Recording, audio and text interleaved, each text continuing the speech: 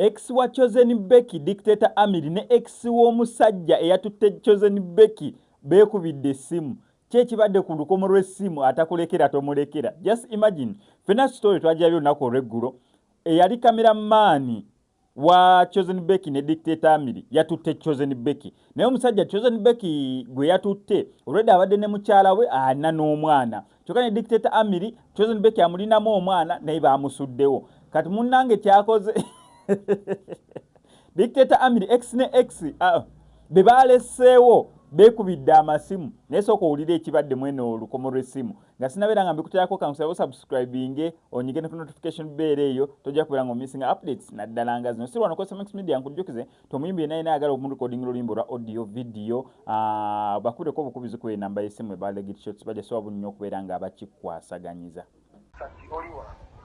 Ndi waka. Nasana. Kati osobola okujjako wano ku restaurant netwogeramu.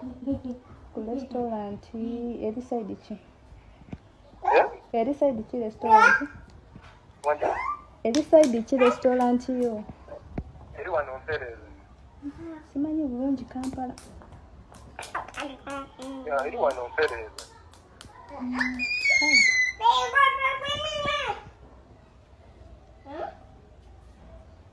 Osobola okujja? Simanyiiyo. Kampala sigimanyi bulungi. Kati oliwa? Ndi waka. Oli side? Nasana. Nasana. Kati osobola okujjako wano ku restaurant netwogeramu. Ku restaurant eri side ki? Eri side ki restaurant? Wanja? Eri side ki restaurant yo? Eri wano Mpereeza. Simanyi bulungi Kampala.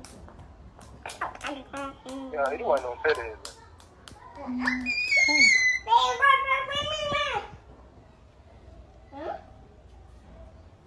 Osobola okujja?